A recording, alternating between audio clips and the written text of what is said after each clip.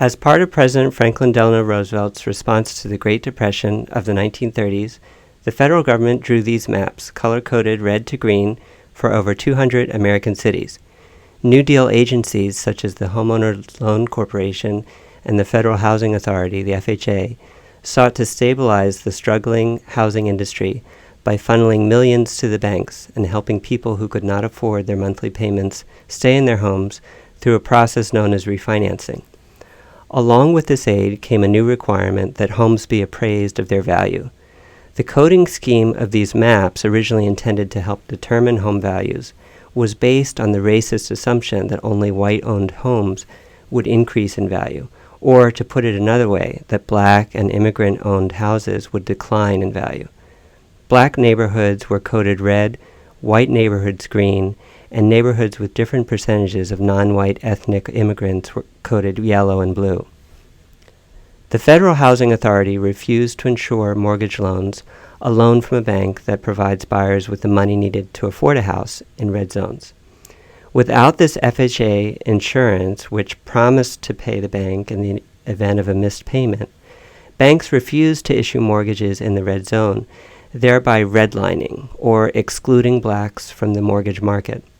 Racial covenants written into house deeds beginning in the 1920s, as well as the custom of realtors to police racial boundaries between neighborhoods, excluded white homeowners from selling to black buyers in green, yellow, and blue zones. In this way, blacks were denied access to mortgage loans in the red zone and excluded from buying in the city's other neighborhoods. The only option for black buyers was to buy a house on contract, that is, directly from a property owner or speculator, without a bank involved. To buy on contract posed several risks. Buyers made a down payment and monthly payments significantly higher than on FHA-backed loans. If they missed 1 month's payment, they could be evicted and lose everything they had paid to date. Whereas the federal government indemnified or protected the homeowner with an FHA mortgage in the event of a missed payment, there was no such protection for buyers on contract.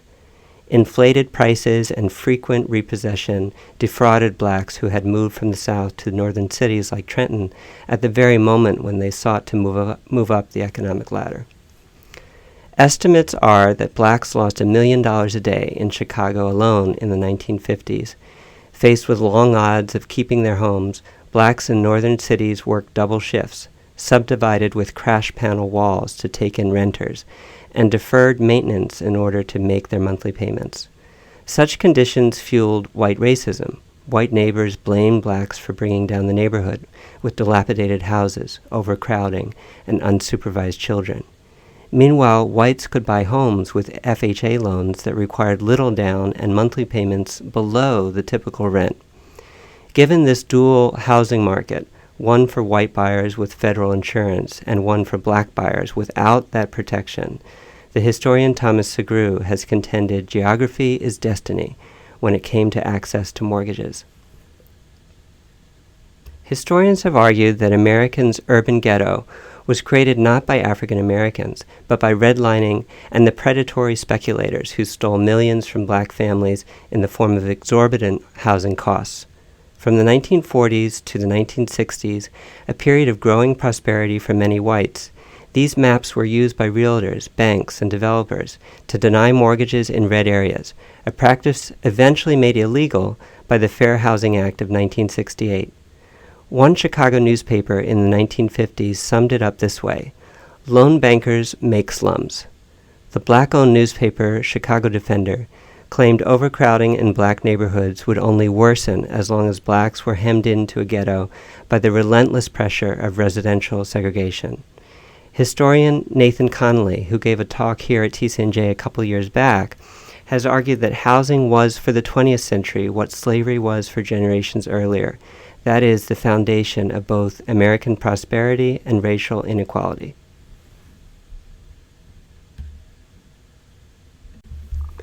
In this context of systemic racism and highly segregated neighborhoods, only small numbers of black families managed to move into white neighborhoods as either renters or owners.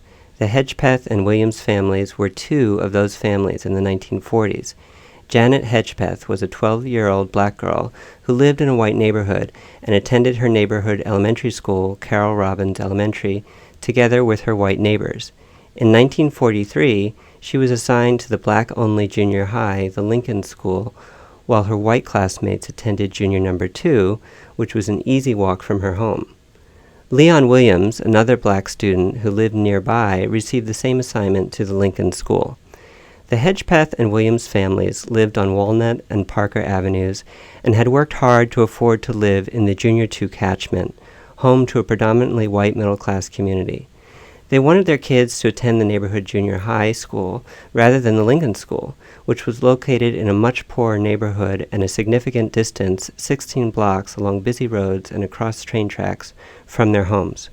In an interview conducted by TCNJ alumna Lauren Wells with Janie Butler, a friend of the Hedgepeth and Williams families, Butler noted a lot of the kids that went to Lincoln at the time had to sit with their hats and coats on because they would get taken in the wintertime. In the midst of World War II, black activists sought to realize the double V, victory abroad and at home, and lent support to the Hedgepeth and Williams case.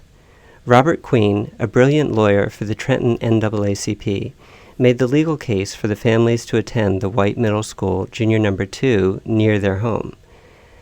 At the time, all black junior high students in the city attended Lincoln, whereas white students attended their closest neighborhood school. The Hedgepeth and Williams families, together with Queen, successfully argued their case before the New Jersey Supreme Court against Paul Lozier, the superintendent of Trenton schools, and the school board. The court ruled in favor of the black families, declaring segregated schooling illegal in 1944. This ruling referred to the New Jersey law of 1881, which made it a misdemeanor to exclude any child ages 5 to 18 from a public school on the basis of color, nationality, or religion. The arguments used by Queen were later adopted by Thurgood Marshall in the Brown v. Board of Education case in 1954. The struggle in Trenton was not unlike the struggles in many southern cities to desegregate public schools.